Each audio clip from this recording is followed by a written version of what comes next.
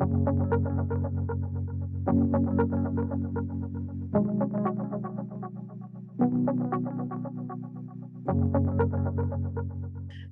everyone, and thank you for joining us today for another fabulous production from Portainer.io. Today, we're going to be discussing a really hot and complex topic. We're going to be looking at 5 signs that you need a Kubernetes GUI for your organization. And we are so fortunate to be joined by a very familiar face in the Portainer community. Fabian Peter is joining us from the southwestern border of Germany today, where I suspect it is a little chillier than it is here in San Francisco. Thank you so much for being here. How are you today? Thank you for having me. So I'm fine. I'm a little cold as always, because it's totally a lot more chilly than in wherever in the world you are currently, because we have sub-zero degrees currently. And as always, my brain hurts in the cold. So hopefully I can be of help today. I love that. You have a permanent cold headache. It's like you've eaten a popsicle forever when you're I sometimes feel like that. Yeah, right. Actually.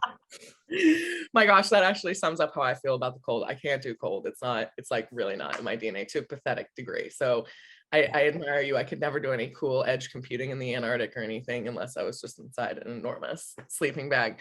I think it's great. So how long have you, just to wet people's whistle a little bit, how long have you been working with Portainer, and how long have you been helping us as an ambassador? Yeah, so I think if I remember correctly, I'm an ambassador since December 2020. So this is about a year and a handful of days. And working with Portainer, with the software, that's definitely a longer story and dates back to at least 3 years, I assume, from my glorious home lab times. Yes. So just in case the audience has yet to see the other video that we've done together, which I highly recommend, or isn't familiar with your work, you've actually been working with containers for multiple decades. You are straight up OG container brain. And I love that you're here to talk to us because like me, you're a consultant. So you've seen a lot of different teams, a lot of different projects, a lot of different challenges. So I'm thrilled that we get to have your perspective today. Talk to us a little bit about how you evaluate where a company or team is at when you start working with them. And one of those first indicators that they're going to need a Kubernetes GUI for what they're trying to do. Yeah, well, teams adopting Kubernetes or teams that are about to try adopting Kubernetes is typically what I'm working with. So most of the times I'm confronted, so to say, with people with very rookie knowledge in terms of Kubernetes, how to deploy it and how to manage it. Actually, most of the times it's from some blog or tutorial dealing with kubeadm, or in good cases, even the Ansible-based stacks where you can repeat what you've done before. And these teams typically, I wouldn't say drown in the complexity of Kubernetes, but it's definitely hard for people that have never worked with it. And that's, as mentioned, what most of the teams have done before I come. And clearly using a GUI, a GUI for anything is something that I always try to implement very early in any process working with people, because it's complex enough, technology is complex enough, and we have built so many layers of abstractions already. And when we're building software today, which is what the teams I work with do, they build software and they try to run it somewhere. The complexity they have to deal with outside of Kubernetes is already enormous. You know, the software development ecosystems of tools like NPM, so Node.js, where you have to know all these packages, how everything works, how everything interacts with each other. Then you have to build your apps as a container. You have to understand what that actually means and how to get them cobbled together so they can talk together. You need to understand the difference between a monolith and microservice and all of these things. And then you hit the wall with Kubernetes and you think sounds cool in the books, but now that I have all this YAML in front of me, I actually have no idea what that means and what eviction is and what a liveness pro actually means. So why I need a GUI? It's actually pretty easy. The GUI helps to understand what's in front of you and what's beneath your software that you're trying to run. And in case of Portainer, especially when working with Kubernetes, it simplifies so much of Kubernetes abstractions that it's actually already, I'm very sorry.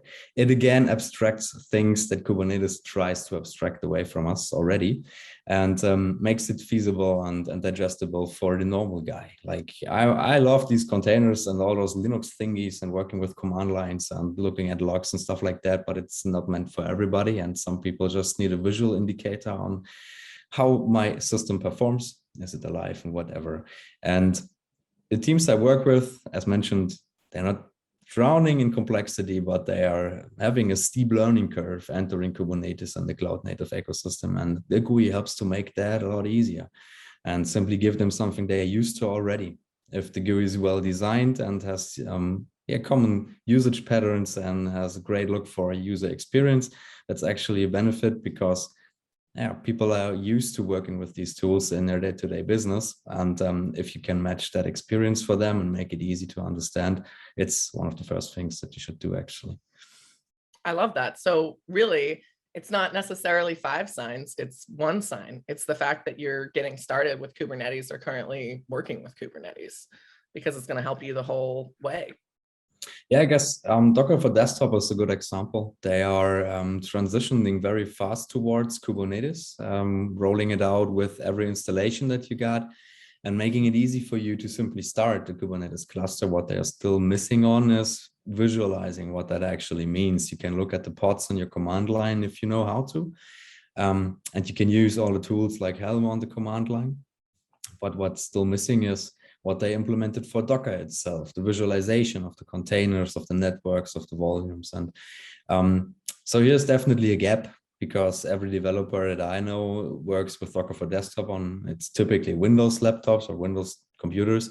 And they are more and more tasked to work with Kubernetes. And it's a challenge we also often have to provide local Kubernetes development environments. And one of the first things we do then is building up a GUI on top. And what we also do oftentimes is not starting out with Kubernetes, but starting out with simple Docker Compose, or not Docker Swarm, but Docker Compose on localhost. And that also starts with the GUI, because that's the same problem, actually. It's still a degree of complexity. Most of developers, most of the users don't want to or cannot grasp for now, and they need something to give them a better access to understanding. And the same way we use Portainer as a GUI for Kubernetes, we use it as a GUI for Docker Compose based stacks. And what we do at our typical work assignments is building applications in Docker Compose stacks, and then update, or let's say migrate them over time to Kubernetes-based stacks, so developers can have an easier access to what's actually happening. Because Docker, again, is another cool abstraction on top of containers. It's easier to understand than Kubernetes, but once you got it, you can actually easily make the hop. And with Portainer, you have not even to switch the interface, because you simply switch the endpoint from Docker to Kubernetes, and you're in the same familiar viewport and the same familiar ecosystem. So really definitely important.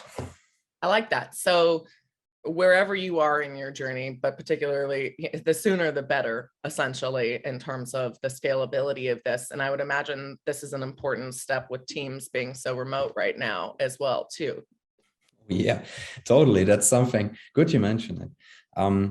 So the way this industry works, or the people that are using Portainer, they're typically tasked with bringing out applications, deploying them, also, of course, using them. But I believe the deployment is the most imminent part.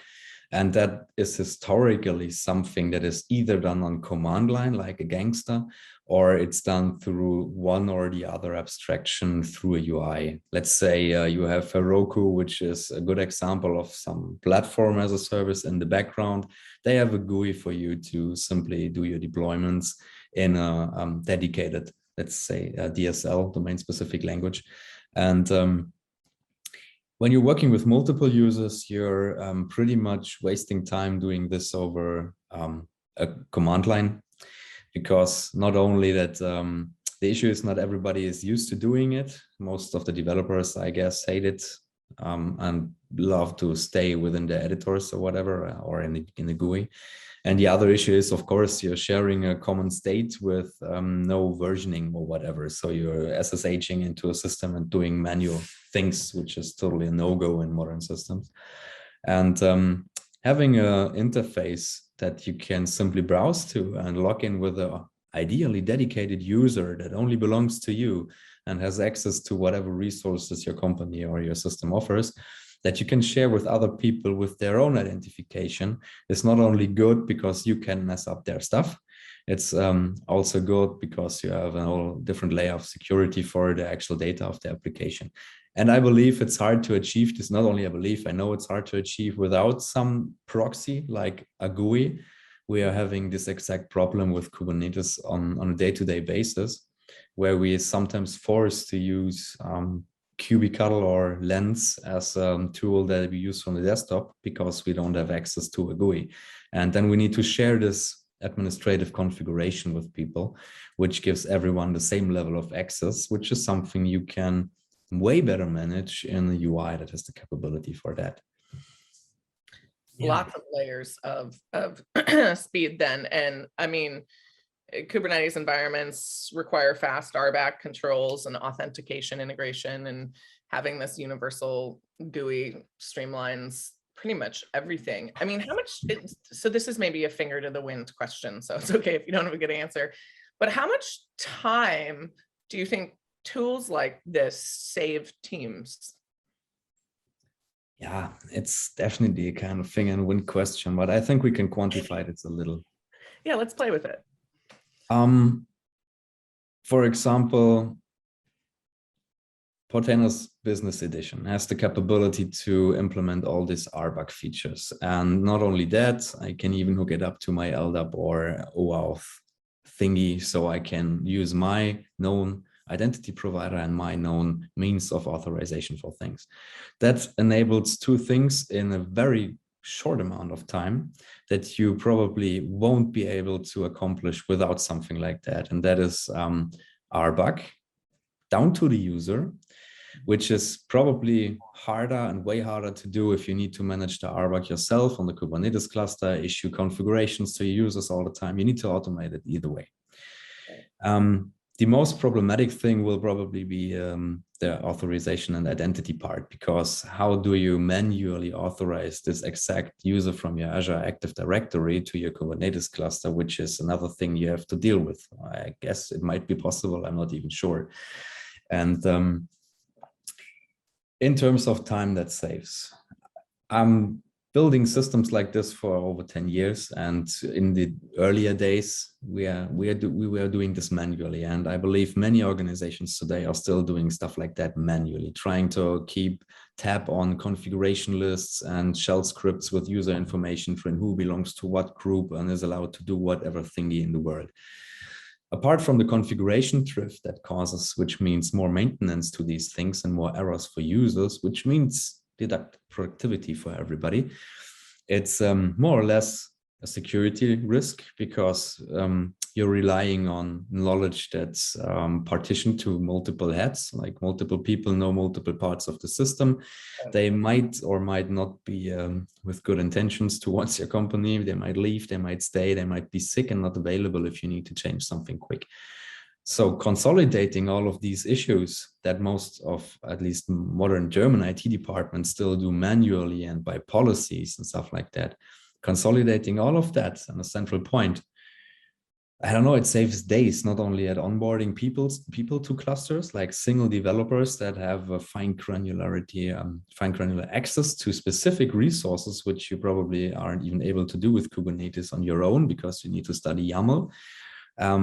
This way, you can also marry that with your identity provider and don't even have the manual action to take to add users, put them to their groups and stuff like that. This saves days, not only at onboarding, but more in the day two operations that come after that.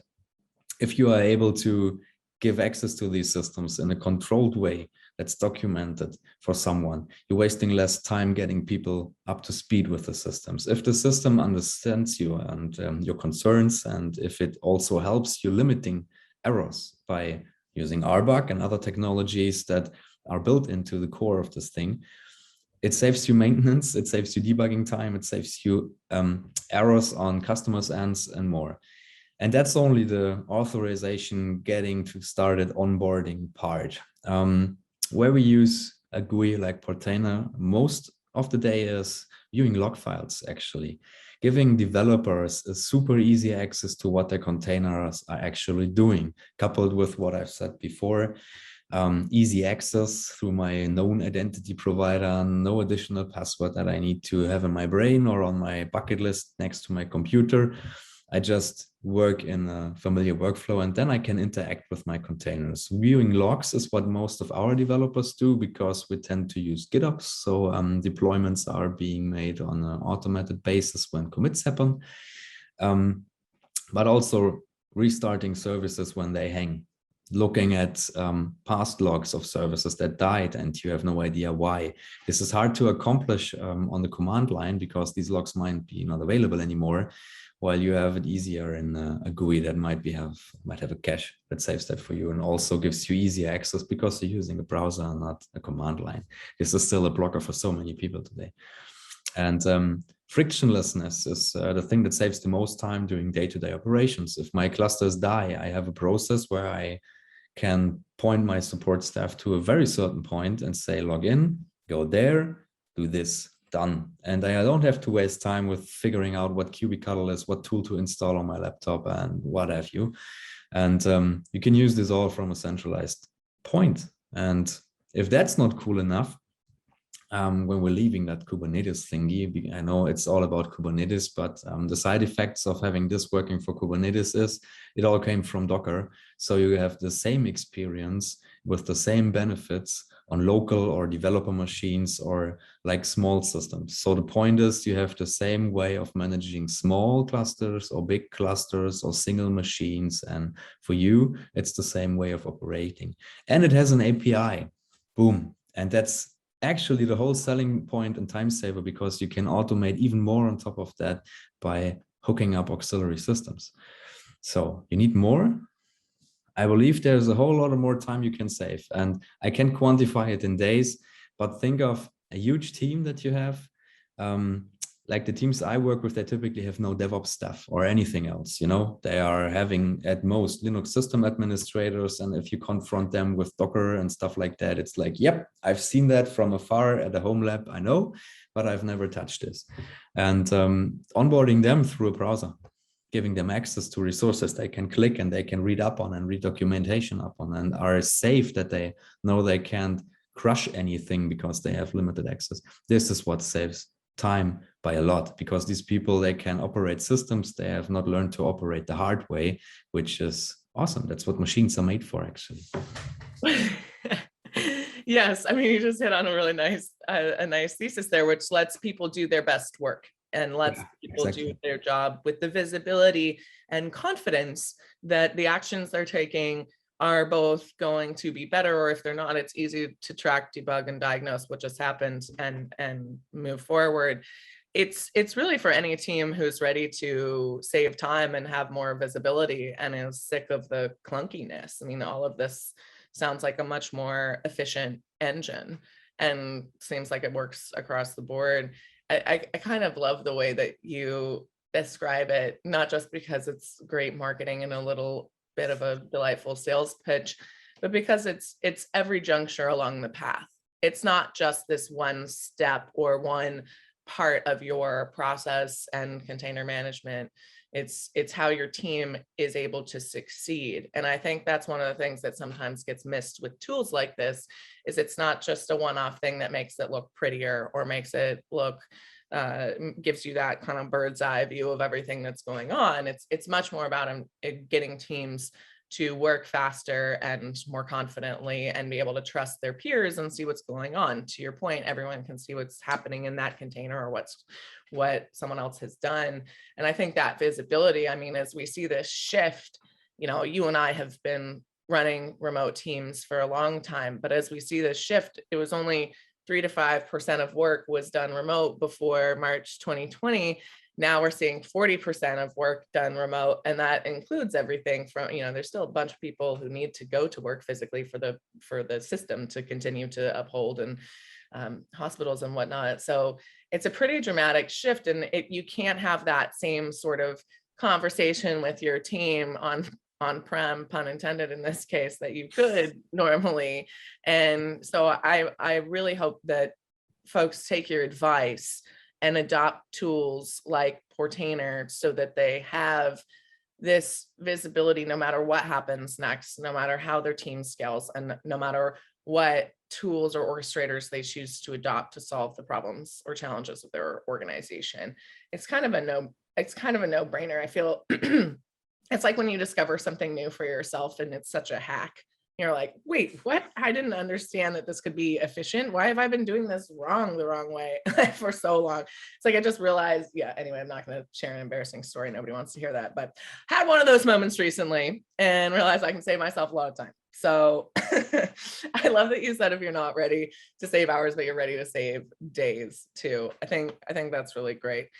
In terms of container deployment automation via GitOps, this is also a asset, correct, as well? Oh, yeah, definitely. So as mentioned, I'm working with teams not too familiar with the deep stuff in Kubernetes. So again, deployment through command line and Helm install, these are things that aren't actually a thing. So most of the people are using Windows, getting that to work on their laptops is just a pita. And what we do is twofold. So for one, we're using Argo CD for GitOps. It's for the more complex things where we also need to interface with objects on a lower level. Argo CD is also a UI-based system that you can feed with a Git repository where your configuration and Helm charts and all of the stuff lives. And we point it to a cluster. The bonus is exactly like Portainer, it is able to manage multiple clusters at once. And so you can, with RBug, give a very complex space of access to a multitude of applications, to a multitude of people. Super cool. So where we're using Portainer for this is for the more or less not too complex applications, because that's one thing from a user standpoint, I have to admit, Portainer sometimes does too much abstraction on Kubernetes when you actually need to have access to low-level resources on in a simple way, where Portainer abstracts it simply away where we can't use it. Still CI/CD, sorry, GitOps, but blows in the same horn. For less complex systems is something we also do often via Portainer. It worked like for years somehow with these template thingies, but now we have a more or less full-blown GitOps engine that can read from a remote repository and simply translate this into actually deployed applications.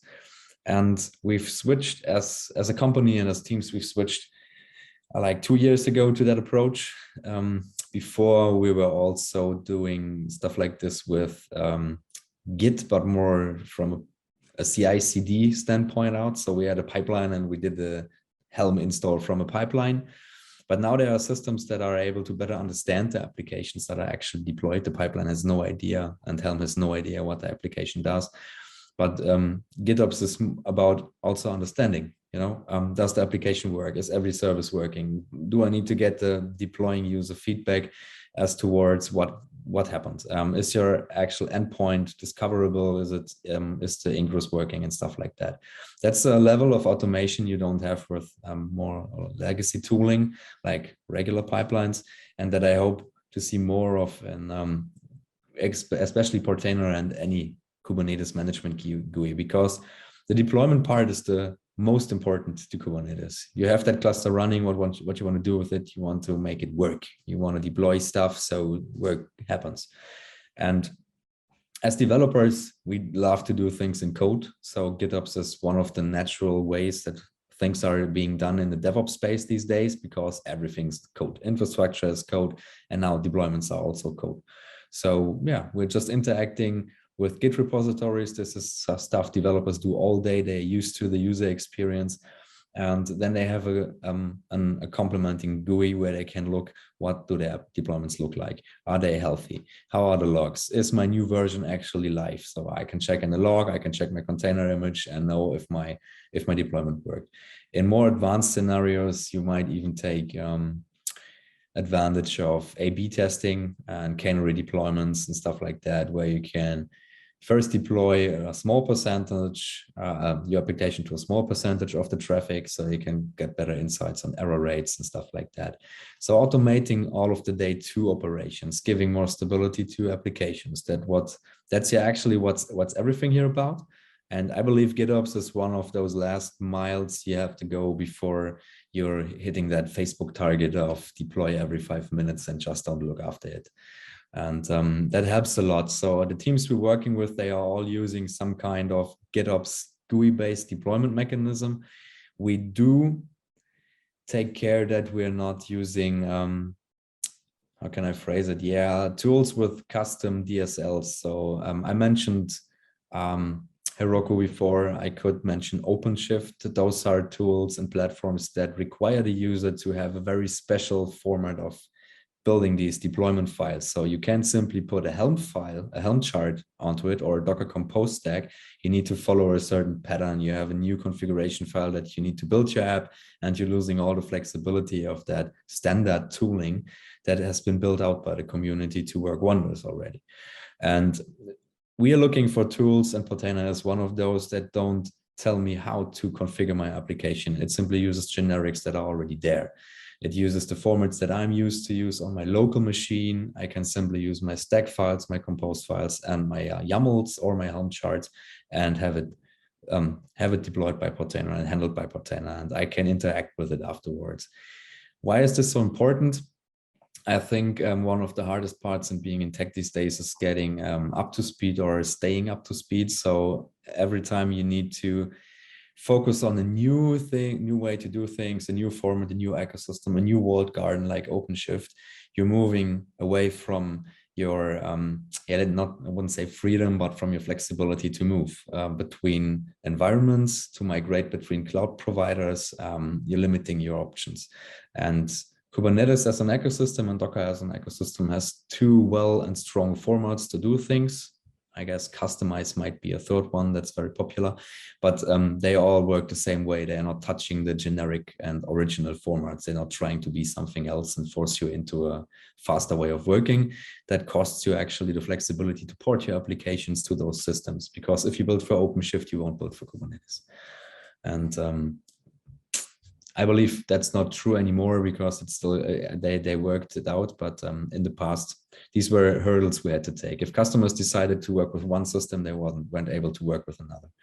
And yeah, a tool like Portainer that sticks with the basics simply allows you to port and migrate your code from your local development laptop straight into the GUI and have it on your cluster at Azure, wherever you want, and you don't need to convert anything in between. And yeah, that's a super nice approach, because we developers are lazy people. We don't want to migrate and convert, and we hate YAML. So let's lose at least one thing and then convert it to JSON. Anything that translates is worth it, especially if it's seamless. And if there's one thing tech nerds like us know, is that the tools are always going to change, but the easier it is to access them and make ourselves more efficient over time, the less of a headache it's going to be, and the less frustrating it's going to be. Yeah. I relate to that with like accounting and stuff sometimes too, even thinking about using a new software for that. So simple. It's not, I mean, it couldn't be less complex, but the thought of moving all of that over somewhere, I'm like, no, I'm just going to stay frustrated in the past. Don't be like me. Get a better GUI and throw up your system. Long story short. No, I think that's great. Is there anything, are there any other, actually, this is my last question for you outside of a nice little close. What do you think what are some of the common mistakes you see when teams are trying to grow or scale, adopt Kubernetes, really wherever they're at when they reach out to you? Yeah. So I guess this is something I repeatedly say in our meetings and wherever I go. The most important mistake almost everyone does is they're trying to do Kubernetes and they're trying to skip all the steps that are needed in between and just say, give me that cluster and throw my code at it. And they think their people, their developers, and their teams are able to simply switch from like gear 1 to gear 6 in a minute and know how all of this works. And what we typically advise is start with stupid Docker. No application is so complex that you can't fit it into a set of containers and simply try it out locally and to get a feeling, how does it actually work in a distributed environment, and how do you package your application in the smallest amount possible, smallest way possible. Because also most people come from that Linux host with Java and gigabytes of waste because you had it, and skip all those steps of qualification and getting better at their craft actually, to reduce craft and reduce down to the minimum that's needed to run the application. And many people try to skip that, and they are pushing in their Visual Studio, they are pushing the built-in Docker button and have no idea what it does, and hope that the Azure image that has been presented to them by their command line will simply work. No way, no idea why. And this is a big mistake in many ways, because for one, of course, you can simply hire someone like me that packages your software and gets it to run on Kubernetes and somehow abstracts away the complexity of building actual working services for that. But in the end, you're losing out on so many things. It's important to understand that when working with Kubernetes, you should have a good idea of what working with containers means, because coming from a world where people run services as a Windows service or where they're using systemd on multiple virtual machines, it's a different thing. It's a different pace. It's a different story. You're doing different things. And whenever people try to skip this, it typically hurts. Most of the time it hurts very early because they're running against brick walls. In the worst cases, they are getting by with it somehow. And it's like Kubernetes, once you got it working, it works actually pretty well. It just, I don't know why the storytelling in the internet is different, but actually it just works. It just does its job. And if you don't task it with something stupid, it will not let you down. So I often have the cases that people try to skip these steps, have their initial deployment in Kubernetes, and there some kind of bastard application that's not actually meant for this environment is running, and it's humming along like for years, 2 years, and nothing ever happens. And then boom. And somehow in between, the company forgot to hire staff to fix all these things and to learn what's actually to fix. And the consultant that's built this is not available anymore. And no one has an idea. And you wouldn't wonder, it's companies like Volkswagen that are working like this. They are building these things with half knowledge, and then the people that build it left, but they are humming along and everything works until it's not working anymore. And it hurts because people skip the steps in between. They try to get an advantage by implementing something perfect from scratch and hoping it will last long enough. And then they're starting to build their systems upon it, like this one XKDC comic with that guy from Nebraska with the open source tooling that the whole world is relying upon. And that's pretty much how many teams try to, or many companies actually, teams are actually the ones that saying, no, let's not do it that way, but their managers are typically forcing them to rush along because they want to get straight to that business and they want those wins. And oftentimes they get them. But yeah, if you not learn what you're working with, and if you're not imposing the right tools at the right times in the right speed for the people to grasp what's going on, you're definitely losing out in the end, and then you're paying someone big bucks to fix it. And that's the most brutal and a common mistake that I see people do, and I think it's a German thing. I'm not sure if the rest of the world isn't more conservative with that, but in Germany it's like, let's go. Just yeah.